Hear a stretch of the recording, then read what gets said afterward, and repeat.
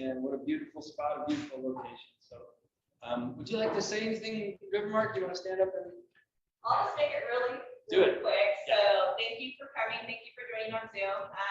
It is the start of our Great Food Drive with KPTV this month, and so I will still look out for that. You can get donations at any of our locations and online. And this week, Rivermark is matching dollar for dollar online donations up to 5,000. So trying to make an impact this week with that. So excellent. Thank you. Great partnership. I love it. Thanks so much. Let's do some announcements before we do our introductions. Let's see. I saw Ben. There you are, Ben. You want to talk golf? Yeah. For those who don't know yet, there is a golf tournament being put on by the Chamber of Commerce. It's our annual fundraiser. It's on June 16th, and it's at 9 a.m. in the morning at the Glendevere Golf Course. Invite everyone to sign up for that on the website. There's also some forms on the table back here. But we're also really looking for some sponsors right now to be full sponsors, and also like longest ball sponsors, title sponsors and stuff like that. And last week we had a couple of people sign up right after the meeting. We had a little incentive with a gift card, and we're going to do that again today. And so I'd like to, Chelsea with Portland Digs, she's donating a gift card today, so we'll let her get up and talk about that a little bit. Yeah, you want to tell us about your stuff? yeah, I did the likes burritos, more bowls, Chipotle, $20 gift card if you sign up today for any of the sponsorships. That's lunch card. I've already signed up. It's really easy. It took like 1 minute.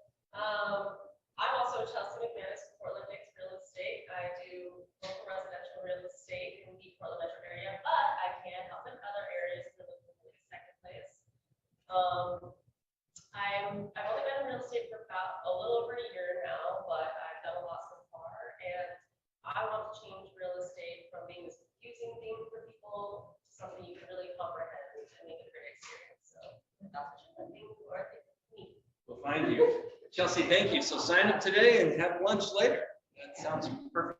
Ben, anything else on the golf? Oh, just also wanted to remind anybody, if you have cards or brochures, you can put them on the table back here. If someone says something here and they can't catch you later, just go grab a card or a brochure. It's in there too.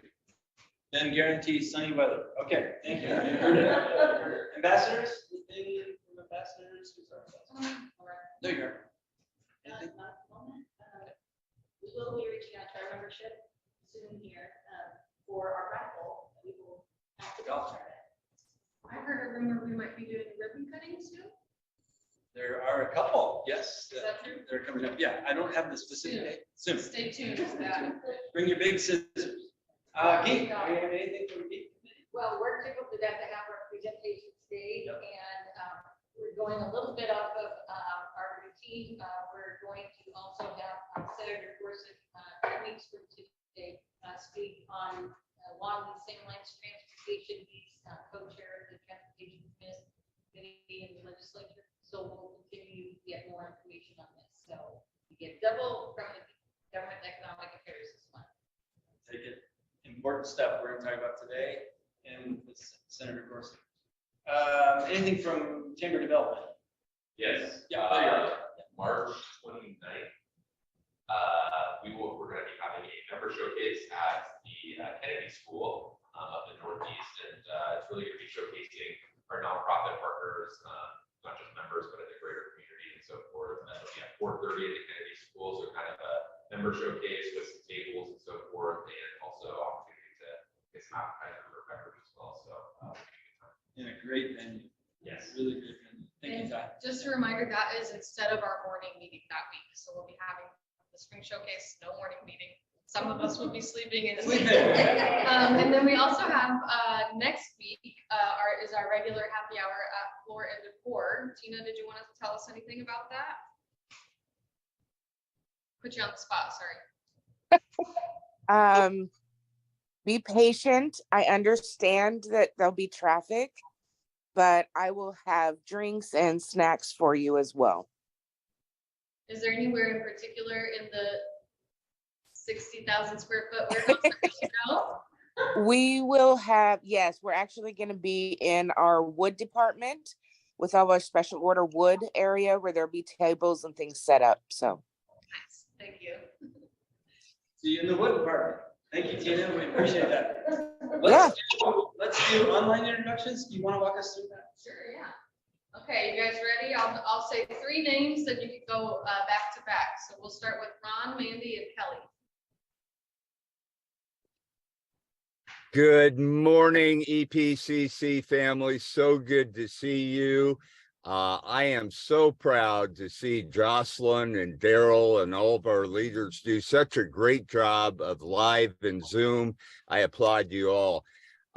Anyway, getting back to business, I'm Ron. I'm your chamber director. I'm on your membership committee, and I am your liaison to the Oregon Association of Minority Entrepreneurs, where EPCC members get free member benefits. Talk to me about how you can really expand your business through 2 remarkable organizations. And I'm also pretending to be the international arm of the East Portland Chamber of Commerce, and I'm really enjoying life on Zoom and with Starlink. I do have a day job, and that's the planning group where we provide access to law firms. We pay $250,000 a month for that you can access for only $1 or $2 a day. So if you want to work easier, live more, turn this stuff over, give me a call on that. Good to see everyone today. I'm Mandy Weaver with William Keller CPA and your chamber vice president. Who was next? Kelly? Kelly. Are you still there? Kelly is from Woo. Okay, and then we've got, let's do Melanie, Angie, and Tatiana. Good morning, everybody. Melanie Dittler with More Realty. And I know several of you, but haven't met several of you. I used to be a member several years ago, and I'm just kind of getting back into business here. So hope to meet all of you eventually. Hi, I'm Angie Jenkins with Hookset Automotive, and I am a guest of Mandy's. Hello, everyone. I'm Tatiana Chukri, and I'm with Oregon Department of Human Services. And with the Self-Sufficiency Department, we provide food benefits such as SNAP, TNF, and childcare. Thank you. Thank you. Okay, Tina, Rick, and Fox 12. Would you like to introduce yourselves? good morning, everybody. Tina Skippers with Floor and Decor on Hayden Island, aka Jansen Beach. And we are a 60,000 square foot showroom of hard surfaces for all of your remodeling needs or new builds. Come and see us on the 16th. There's great displays, and you'll be inspired to brighten up your home. You guys have a wonderful day. I'm excited about this meeting. So.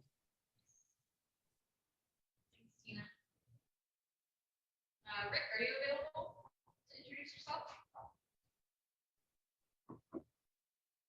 Does Fox 12 want to introduce themselves? Okay, let's go back to Kelly. Go ahead, Kelly. Hi, I'm Kelly Holtz here with the, I live at the Oregon Yacht Club. I'm a guest of Ron Schmitz, interested in the topic today. Thank you, welcome. And let's go to Annette and then Jessica. Good morning, everybody. I'm Annette Newell. I'm with KXL Alpha Media USA, and I am a member of the chamber. Hi guys, I'm Jessica Dews. I am the business specialist at US Bank. I work with clients who are, their annual gross sales range from 500,000 to 2.5 million, with anything from checking accounts and savings accounts, loan lines, credit cards, just to make banking easy.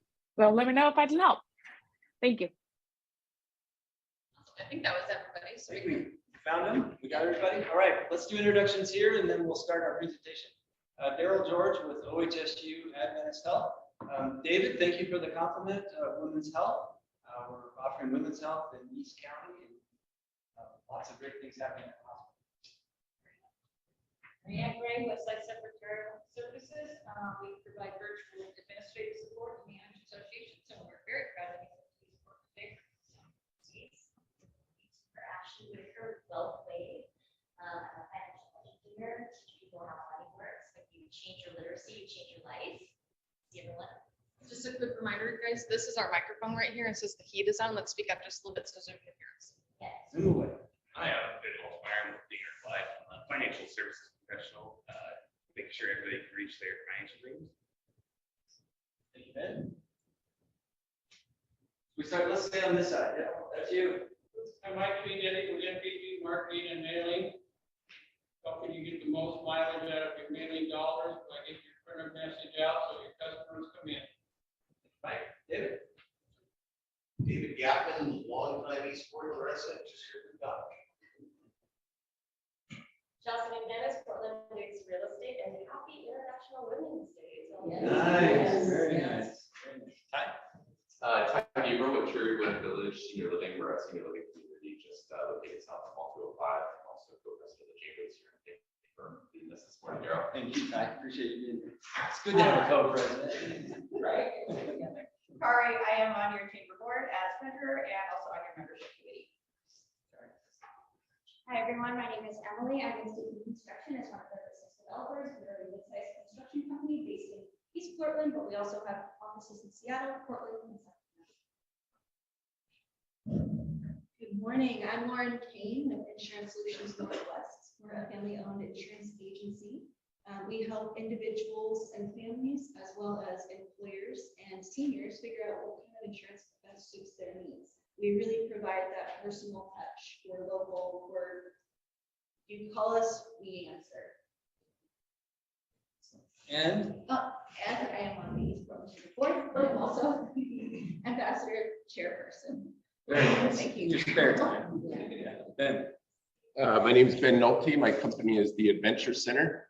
We take people on world-class adventures with life-changing ventures, and we have an offering to the Amazon River in Brazil on jungle cruises. I'm also a musician and a member of Music Portland.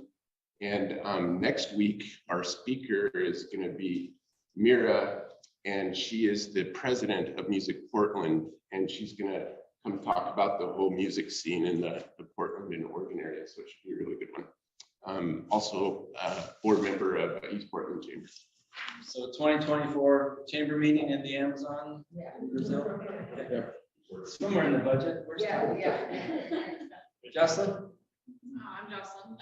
Westside Secretarial Service. We manage our nonprofits, including this one. And we appreciate it. Thanks. Appreciate it. Well, help me welcome Daniel and Analia from the Tualatin Chamber of Commerce. They'll share a presentation on ODOT's plan to implement tolling on Oregon freeways. They'll touch on the history of tolling, the current plans, and how we can make a difference. Delighted to have them. A wonderful topic, an important topic. I'm going to turn the time over to you for more presentations. Thank you. I just wanted to thank you very much for allowing us to come and do this presentation. I'm Andrea Jackson, I'm the CEO of the 12th Chamber. And I wanted to say hi to Kelly because I used to live at the Oregon Yacht Club, and that's what happened to me, Kelly. I became the CEO of 12th Chamber. So when I became the chamber CEO, the first thing we did was a survey, and we found out from our members that one of the things they wanted more of was government advocacy. So as I started talking to all the members in the city and everyone I could find, I was finding out that they knew nothing about tolling. They kept telling me, oh, that's just a little fee they're going to put on us for a little while to pay for that and at the bridge and it'll go away. Some people said, what tolling? There's no tolling. They're not going to toll anything in Oregon. So I had worked for many years in Clackamas County, so I was able to get Commissioner Paul Savas and then Commissioner Roy Rogers from Washington County to come and do a key leaders breakfast to give us the facts and update us on what really was happening with tolling. And people were really outraged. They were so upset that they knew nothing about this plan that was already rolling out. So that gave us the information that more information and education was needed. Dan Lacey is an ambassador with our chamber, and he also is a podcaster with Dr. Carcast, is his podcast. So we got together with another good ambassador who's very talented with websites, and we created the OregonTollingUpdates.com website. This website was designed to educate and inform our businesses in Tualatin because 80% of the employees that work in Tualatin commute in on one of those freeways. So this is serious. It's very serious for Tualatin. I want to encourage you to also listen to Dr. Carcast because electric vehicles are also a big deal in Oregon, and there's a whole huge series on electric vehicles that will inform you on the best vehicle to buy if you're in the market to understand electric vehicles better and possibly purchase one. But this was a perfect match for Dan Lacey to come in and do a podcast and be the editor of this website. So I'm going to introduce him today now, and he will tell you how he started with the website and how it's evolved and all the things that we've learned and all the things that we know. We're trying to get more presentations to do and more people to subscribe to this website. So this is Daniel Lacey.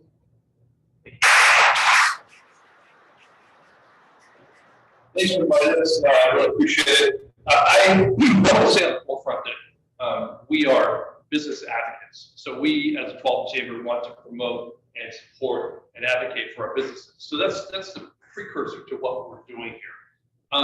But it's also about the general public because there's a lack of knowledge out there in the public as well as what's going on. So we're all that. And the other thing is that we're not just egocentrically thought of as Tualatin. We want this to go out across the country, across the state of Oregon, so that people are educated, people are informed. We also are both sides. We are not just only on the one side of pro or one side of no, but we are somewhere in between. We understand that ODOT needs money. ODOT needs money, okay, for the infrastructure alone. This is a purposeful screen, by the way. If you're watching on Zoom, you're looking at a black screen. How many in this room? Maybe I should go to Zoom, but no, go back. How many in this room are educated on tolling? Interesting. Wow. You know what's going on with tolling. How many? Yeah. Okay. Just a few of you. Okay. And all right. We're talking about I-205 tolling project. Now, this is a two-phase tolling mechanism. I'll call it that. One is for tolling bridges. One is for controlling congestion. You'll hear that word congestion pricing. Effectively, it's the same locations for both, but the rate of toll indicates the congestion factor. In other words, if the tolls go up, there's a lot of congestion and they're trying to decrease that by basically telling you, stay off the freeway because you don't want to be out and go at a different time. We're going to get into that a little bit more too. And by the way, I worked with professional motorsports for many, many years. And they call me sport. So if I jump around a little bit, just understand that we're getting there, but there's so much disseminated here. There's so much to take in. The I-205 goes from 213, that's just north of Oregon City, all the way to Stafford Road on 205. It doesn't affect us. It really doesn't affect the east side at all, other than if you're going through 205.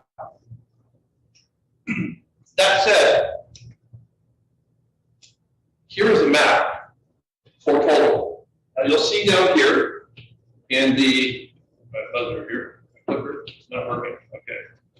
Down here, we've got two different bridges. One, the Abernathy Bridge, and one, the Tualatin River Bridge. And those are the two tolling locations that are being advocated for right now, are being proposed and pushing forward for the I-205 tolling project. The pricing, and I'll just throw this out there, is listed as being 60 cents per bridge at the low end. And on the high end, looking at $2 to $2.20, maybe $2.40 per bridge. So if you're traveling from the east side to the west side, or the west side to the east side, you're going to incur either $1.20 or what, $4.40 one way. I'm going to put this in real numbers for you. If you're a graveyard worker on the cheap end of things, and you're transporting back and forth to work, your cheap hours, you're going to be paying over $600 a year in tolls. I saw raised items. Watch this. If you're having to go rush hour back and forth, your bill is going to be over $2,000 up to $2,250 round trip for your commute just to go to work. Just to go to work. The two bridges are these, the Tualatin River Bridge and the Abernathy Bridge. Notice the Tualatin Bridge is really basically a freeway overpass. Now, there's activity going on with the Abernathy Bridge right now, seismic activity or infrastructure being built. So this thing can sustain a mega earthquake. I will advocate that if God wants to take it down, God will. But no matter how much money you spend. The project on the Abernathy Bridge was initially budgeted for $450 million approximately. It's now at $700 to $800 million. Some people say it's approaching $1 billion when it's all said and done. They're not only doing the seismic activity, but they were adding on a lane on each side to open it up to 3 lanes. And this is difficult to see, but I want to point out 2 things here. The location of gantries. Now, these are the apparatuses that basically check your license plate and or your code in your window or your toll pass and say, okay, you've crossed this area. The Tualatin River Bridge is actually right up here, but there's no exit between Stafford Road, and this is the left map I'm pointing at too on Zoom. There's no entry exit point, and so they just put it down here in this one area. I suspect, and I can't tell you exactly, but just effectively what's south but really going northbound on this freeway map here, there's a proposed entry exit point on the freeway. And I suspect that that's there for that reason, just to grab people one way or the other. On the Abernathy side, there's no toll gate on the Abernathy north side, because when you come across, you'll hit the gantries either here, crossing past the bridge, or on the exit. And the same thing here on the exit for going northbound, you won't hit a gantry because you're not crossing the bridge. Conduit. Now, we do a lot of research. And there's a lot of deep dive stuff that I do. It's fun. It's so frustrating. If you're familiar with the EA study that just came out to the environmental assessment study on 205, it's over 2,000 pages long. And we have 45 days to comment on it. There are teams of people working on trying to disseminate what's there. It's difficult for one guy, and I'm not blaming anybody, it's just a lot of information. But that being said, in some of my research, I found a company called Conduit. A Conduit is a vendor that has been solicited by ODOT a couple of years ago and continuously moving forward, and they provide the gantries for ODOT. And you say provide, they're not up yet. No, but about a month ago, the OTC, the Oregon Transportation Commission, authorized $101 million to be spent on back office stuff, gantries, back office, all the software, all these things in place for tolling. So things are rolling. The reason I bring up Conduit is because Conduit was also under investigation by the feds for misappropriation of funds and basically grabbing funds from people as it was as the gantries in a illegal manner. They didn't specify what that was, but they were under investigation for not doing their job right. And I just proposed a question to ODOT and to other people on our website. Why are we in bed with people that are doing illegal work? How did it start? Well, I don't have the exact numbers, but there's some people that say back in 2011, 2016, things started ramping up. And then we had a House Bill 2017, and House Bill 3055 that were passed in the legislature. Now, can you guess what year 2017 was passed? Yeah, it was 2017. 3055 was passed in 2021. Basically said the same thing, but it kind of redefined things. But it basically said that ODOT was supposed to toll highways in order to procure money and also to cause less congestion, create less congestion, okay? Get us off the roads. Have us be paced at certain times so that traffic moves easily. The OTC, which is the Oregon Transportation Commission, was told, no, actually they were mandated in these bills that you will implement tolling.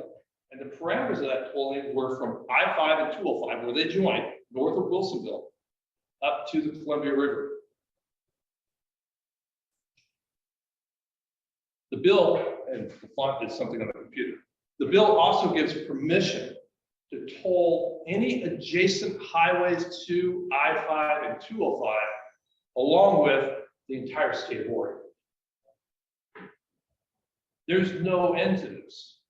Tolling can go wherever they want it to go, to pay for whatever they want it to pay for. By the way, on the proposed tolls, and this is my scroll moment, I'm coming back, ODOT said about a month and a half ago that $16 to $26 million were going to be raised on the I-205 project annually.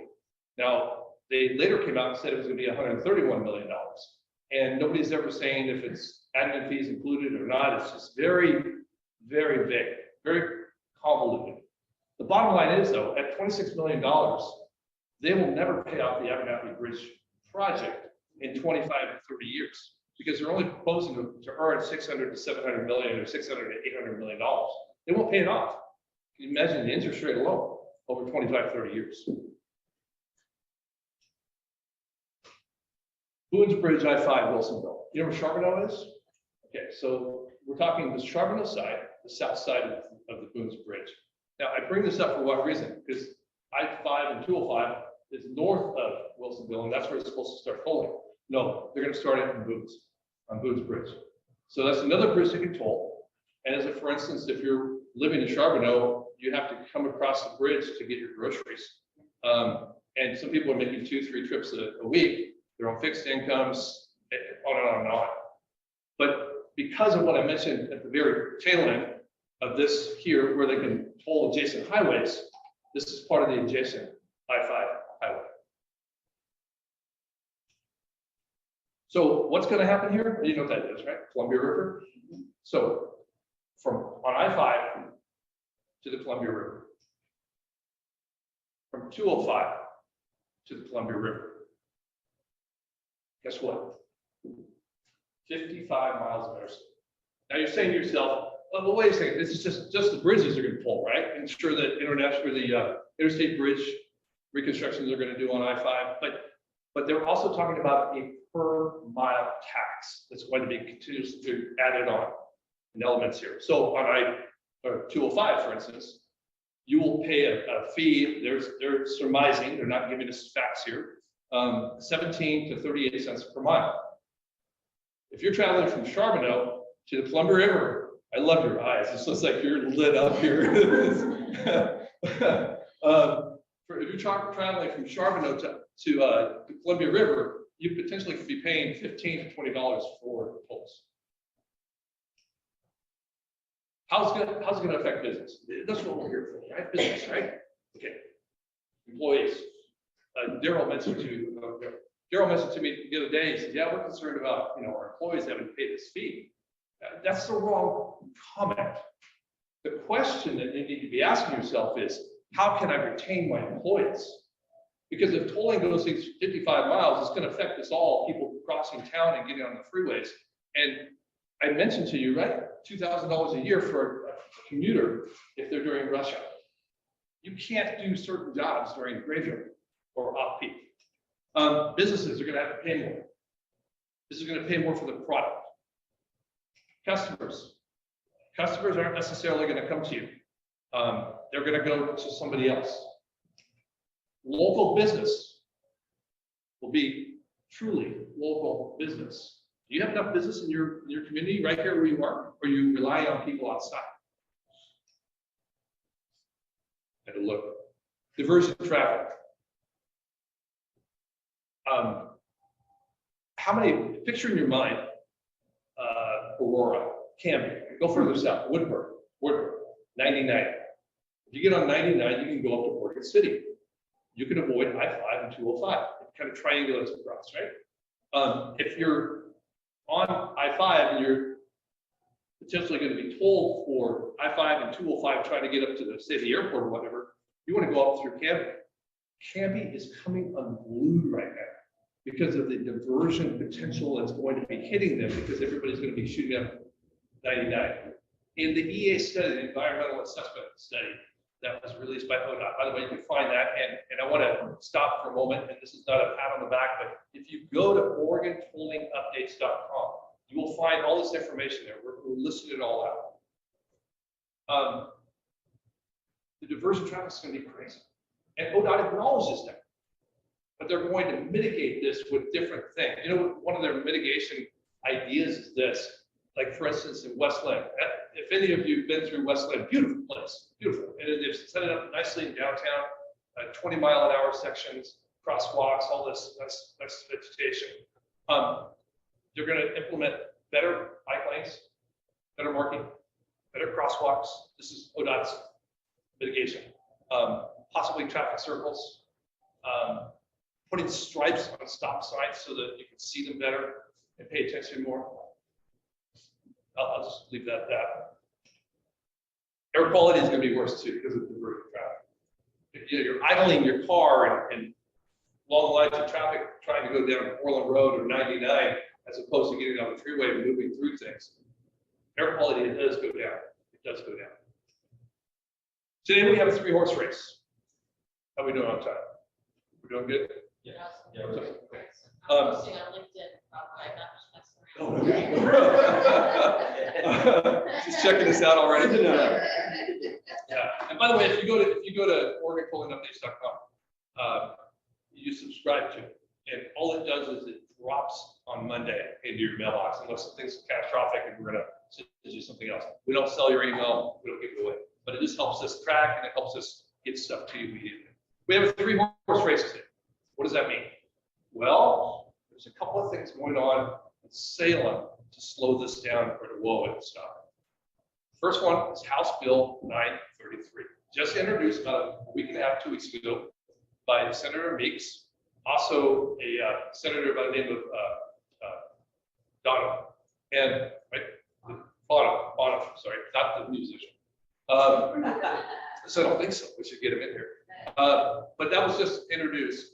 And that is a bill that says we want to halt tolling. Tolling will not be allowed except on the bridges currently going across the Columbia River and the IBR, the interstate bridge that's going to be built. That's okay. But other things we have to wait on, and we have to vote. Constituents have to vote if you're in a 15-mile radius of the tolling area. So it gives us a voice, right?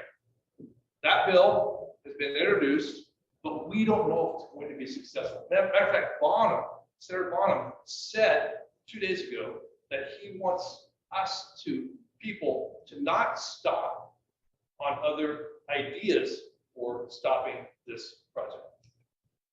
Then the Senate Joint Resolution 19, or some people call it 0019. It is the same thing effectively, stopping tolls, but it went through once last year and got pushed out.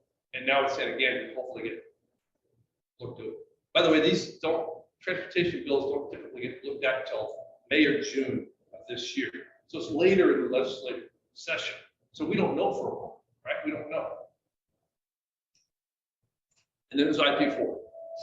It's IP4. IP4 is a petition put out by some people, but it's a real petition, of which, by the way, we have forms back there. I would love for you to take some with you. I'll educate you on what you need to do with them, but it's a real petition that if the signatures are gathered in time for next year, it gets on the ballot. And it says basically this: no tolls without, the same thing as 933, same thing as 0019 for the most part, but no tolls without us voting.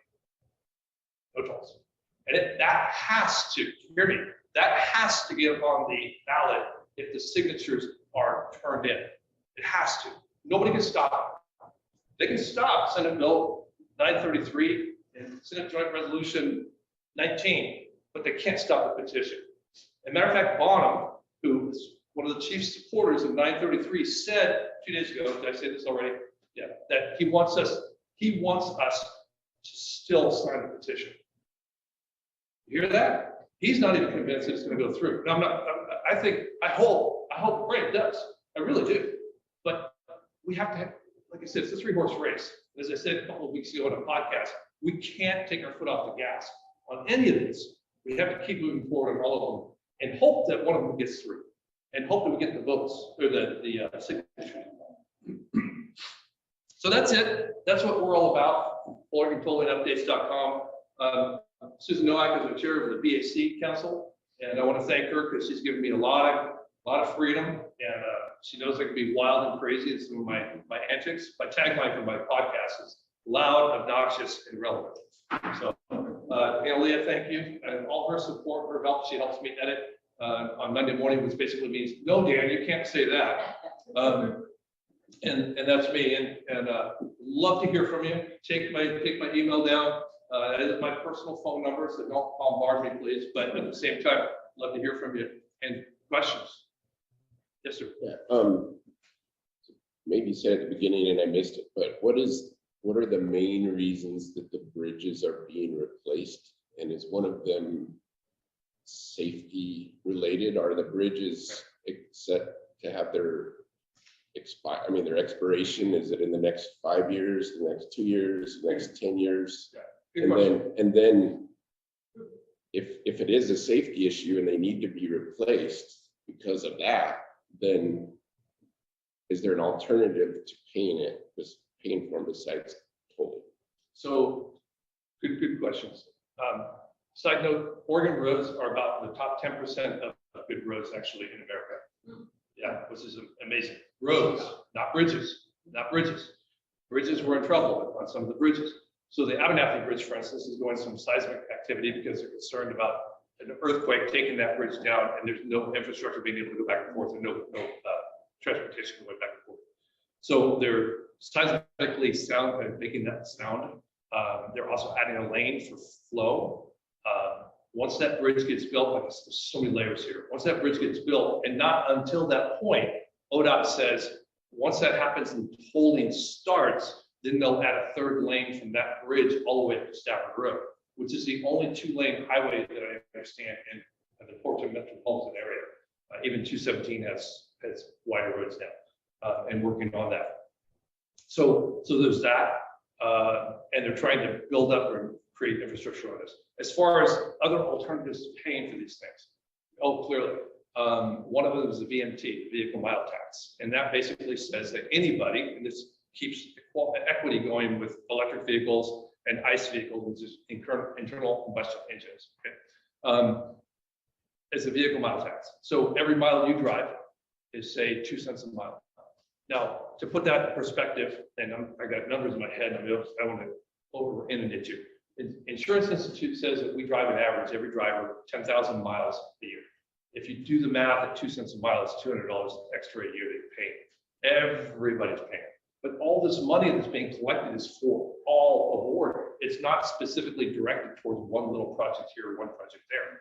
They might say it is, but there's so much inference to other things going on that we can't keep our hands on it and figure out exactly what they're going to be doing with it.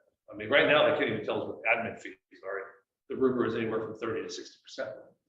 30 to 60% admin fees are they told. So Daniel, Yeah. what you're saying is that all the money taken from tolling is not being designated for just repair of those bridges? Well, it can't be, because again, the admin fee is taking a lot of that money away. And then there's mitigation that has to happen. The money's from the tolling paid mitigation.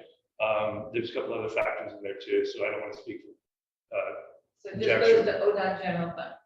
No, it's the toll, supposedly the tolling fund basically that's been made is funding these things. This is only interesting stat. I think the number is 1.8%, so I don't want to lie. I'll just say it's a single digit under 5 is the balance of money that comes in from this project into ODOT's fund of their whole entire budget annually. It's minuscule. It's minuscule. So I saw it. Yes. I was curious, is there some sort of like reference that we can look at to see what everything's being allocated? So you can see where everyone's being allocated to? Yes, yeah, but it's in the, I will have to find that for you and get that for you, okay? Yeah, I apologize, just let me know, we'll connect. But, and I can get that to you, sure. And again, to the point that we know. We do have a question online. Karen is wondering if like FedEx or delivery carriers are being charged the same costs as. So you just took me down a rabbit hole, and I'm going to answer that in a quick manner here. There's an organization I want to tell you that I learned about months ago called IBTTA. It's International Bridges, Tunnels, and Tolling Association, something like that. Yeah, it's an international company. There are over 250 members of this company. Guess who 3 of them are? Huh? Amazon. No, well, Amazon is one. ODOT, Caltrans, WDOT. But they are an organization that's designed to help companies or countries hold their highways. So that's the first thing. Second thing is Amazon software is part of the whole program too. I've noticed them as a vendor for tolling. So I don't know. We don't know. I mean, I'm sure there's shaking hands and wink, wink behind, but there's trucking is speculated to be 10 times, 15 times more than it is for cars going across those tollways. So the trucking industry is up in arms. They're paying enough taxes as it is, on fuel tax and so forth. And they're looking at this and thinking, this is crazy. I don't have an answer for that. Nobody does. Yeah. So if you have a local delivery company or you've got plumbers that are going back and forth to the city, right, they're going to be paying same rate? There's supposedly discount rates that are going to be in play. There's discount rates for equity as well for low income, up to a 400% poverty level for discounts, whether it be free tickets, free trips, discounted trips, whatever the case might be. That hasn't been entirely laid out yet. I'm still working on that right now. But as far as the volume of traffic per company, I'm sure there's going to be some kind of discount, but nobody knows what that looks like yet. That hasn't been established yet. That is actually, I don't believe it comes out until the end of this year, the beginning of 2024, like 6 months. I think they have those numbers 6 months before tolling starts. So it's a little bit late in the game to figure that out, I think. Yes. With the timing of all this, with the bills that you mentioned, and then ODOT's ultimate intentions, when are they trying to implement these tolls from, actually, like when everything, goes through, the bills fail and whatnot, when would we expect? Fall, winter of 2024. I mean, it seems like that's a way out there, but it's not.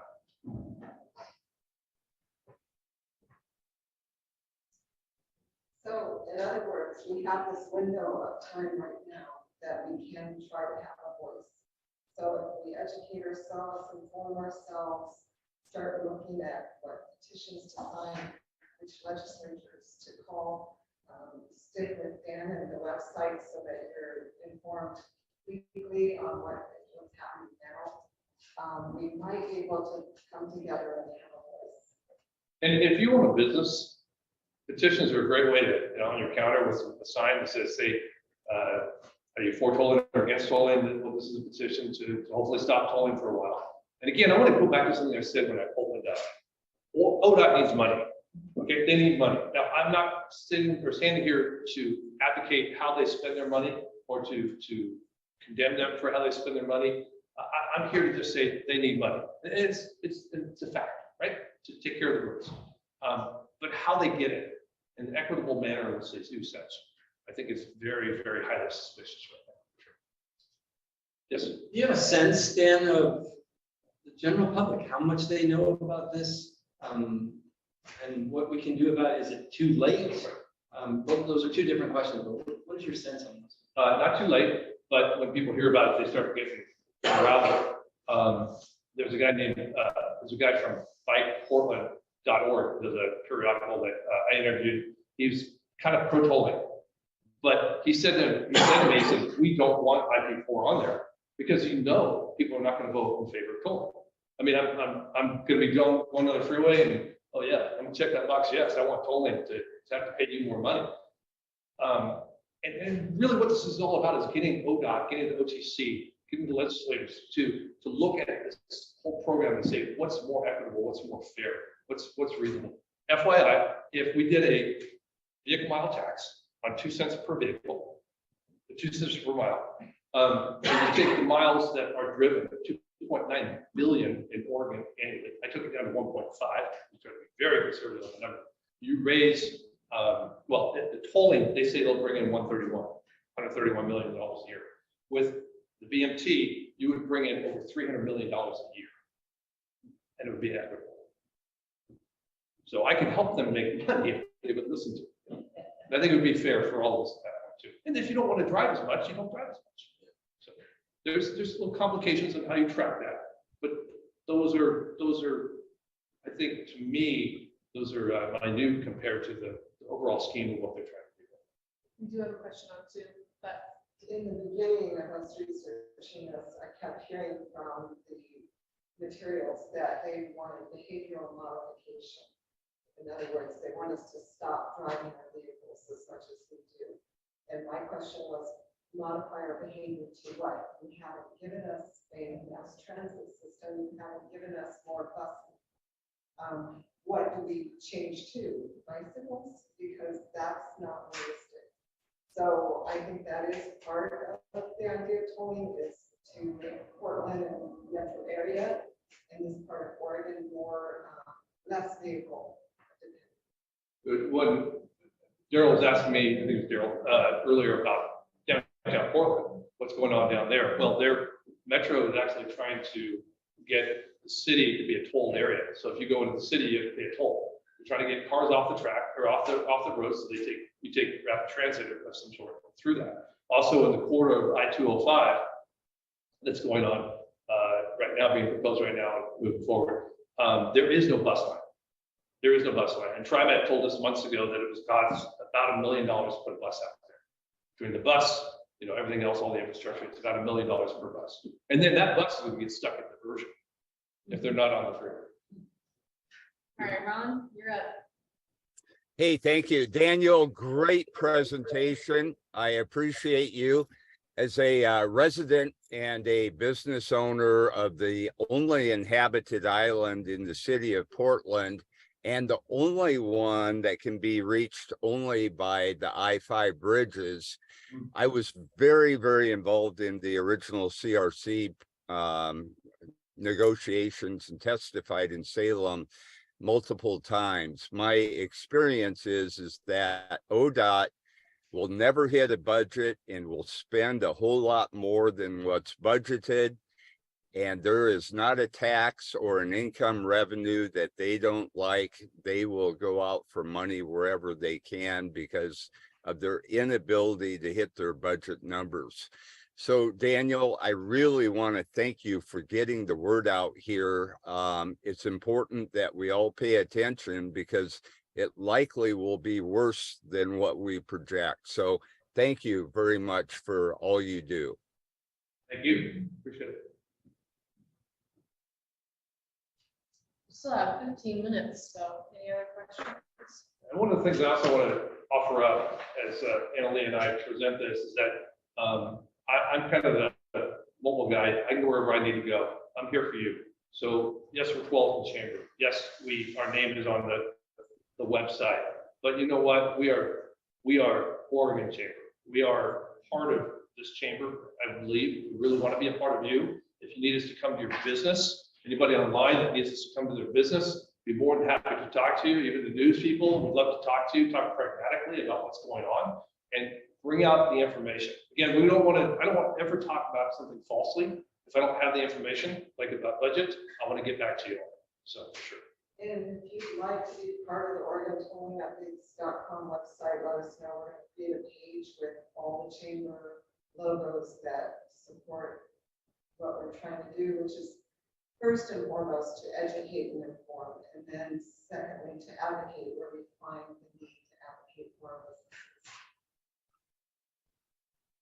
So you can just go ahead and give the whole presentation again, because we still have to go. So here's where my mind goes. If they've got open reign to toll all the highways, so that means will it toll Foster Road? Because technically, isn't it a highway? Will it toll 82nd Avenue? Because technically it's a highway, right? Also, for me personally, where I live, in my neighborhood, it's just homes, townhomes. Our little pocket, no free, like no back roads to get anywhere else. I have to go on 224, 212. So in order to go to the grocery store, I have to pay tolls. In order to go to my sister's house, that's 8 minutes down the road, I have to pay tolls. In order to go to your son's baseball game, you might have to pay tolls. Right. To go to your favorite restaurant. Just goes on and on and on. To go to medical, we've got Orland Road goes right past Meridian Park Hospital, and that's going to be a huge diversion area. And especially when the per mile toll starts coming into play. I jokingly said it at an ODOT meeting a while back that I want to take a death count on how many people died because they didn't make it to the hospital. That's sarcasm. So the side roads will be congested, and then to get to the hospital. I live off Orland Road, and it's to get on that highway now during school hours is crazy. During diversion, the estimation is 1,000 cars per hour. You do the math, it's one car every 4 seconds. Yeah, in addition, yes.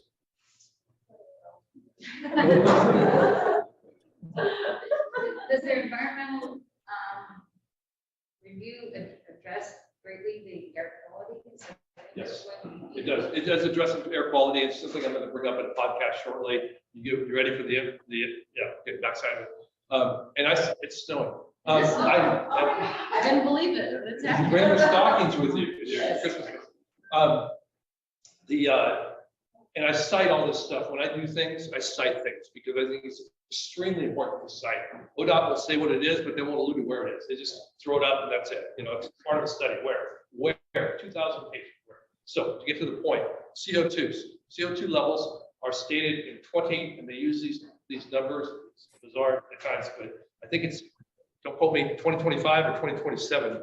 They list, and I'm going to give a random number. It's 10 metric tons of CO2 will be emitted in that year.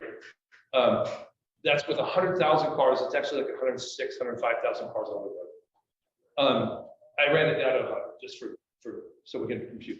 So 10 at 100,000 cars. In 2045, they say the metric tons will be 10.2, and the car count will be up just a couple of thousand just because of people. There's something vastly wrong. I'm not a road guy. Racing for 18 years, raced myself for 9. There's something vastly wrong with that number. What is it? Huh?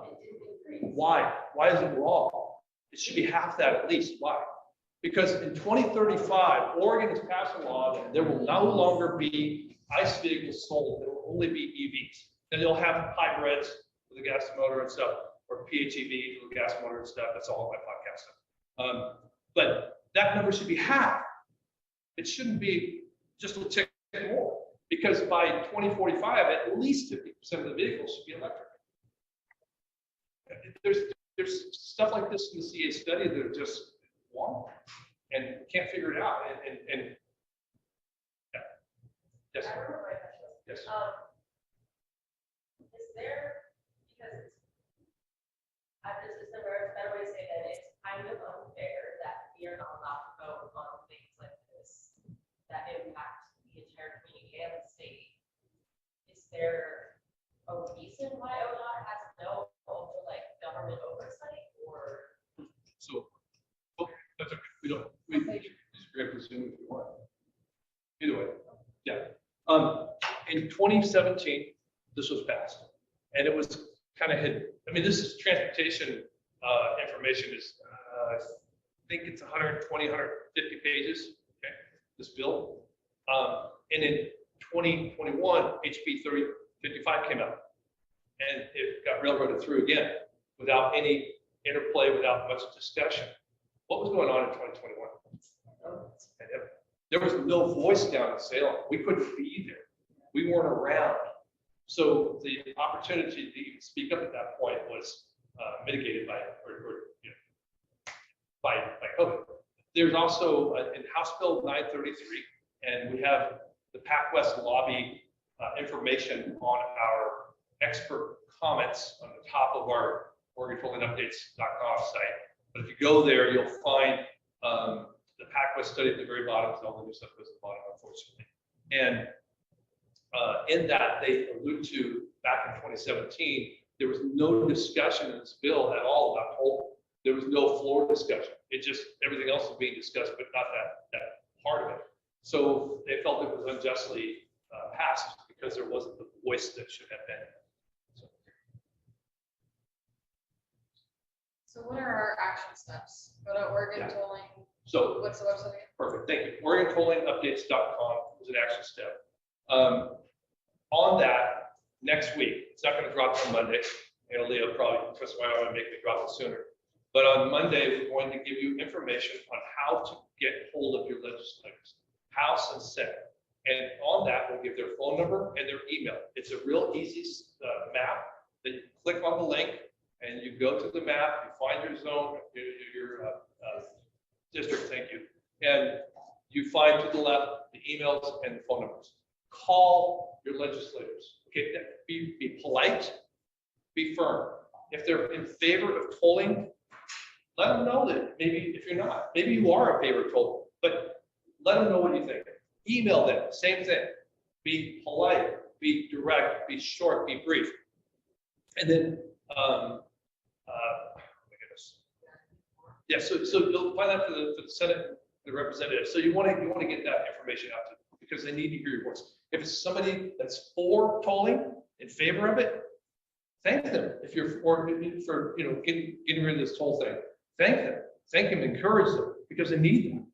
In the House Bill 933, there were, I believe, 10 or 11 Senate and representative members that were listed on there as sponsoring this bill. Guess what? It's split 50-50.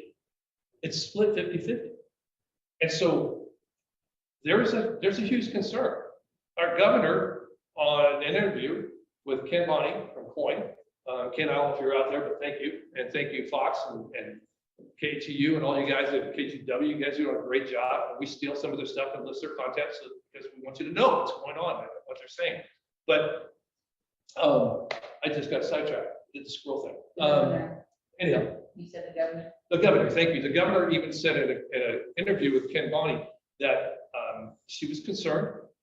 And she also said the words, I'm paraphrasing, that we're concerned about diversion traffic, and I will make sure that ODOT takes care of diversion traffic if tolling goes through.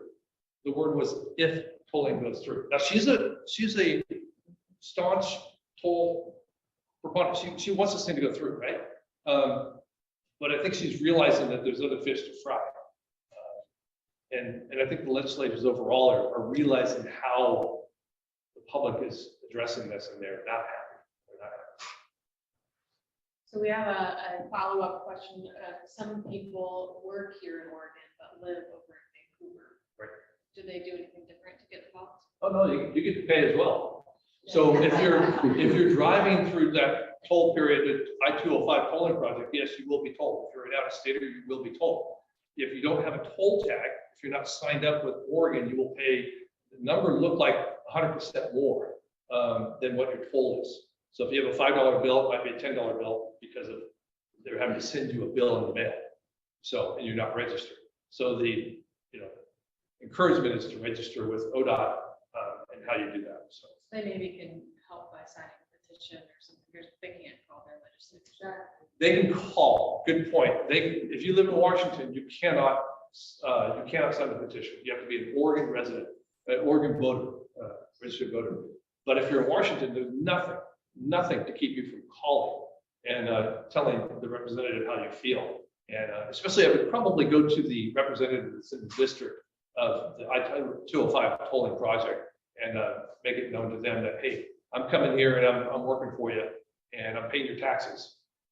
But Or if their business is in, call the representative for where the business is located. correct, the business, right, where they're going. Because it will impact their business. Correct. Yep. I'll take one more. Is that good? Yes, perfect. What year was the Abernathy Bridge constructed, and is there other bridges that were built before that that also have to be redesigned and reconstructed, and are those part of the tolling proposal to pay for a long line queue of other bridges that need to be replaced too, or what? I don't know that answer. I don't know when it was built. I do know, again, that the reason for the seismic infrastructure being built up, I mean, they're going 200 feet now, crazy. I know the reason for that is so that the bridge stays sound. If a massive earthquake, like we think they're talking 9.5, 9.8, happens, that the bridge will still be standing, so commerce can go back and forth for emergency relief and whatever needs to happen, just life. So I know the building standards all changed after each, every 10 years, they do a census on the building codes, and they changed for upgrades and stuff. So like, that's what I was wondering is all of a sudden they came on the alert for, hey, let's change this bridge. Does that also include a whole bunch of others? I'll leave you with a little trivia. Turkey, God forbid, the earthquakes that happened over there, the massive loss of life. There is a Roman built building that was in the epicenter of all this destruction going on. That is still standing to this day. So, sometimes we get a little frail in our building of things. And, the Romans did it right, I gotta say. Thank you very much. Thank you.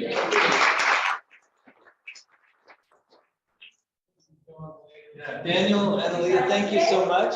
And we'll see you next week at Northwest Enforcement for Youth. Thanks, everybody. Thanks, guys. Thanks online, folks. Appreciate you.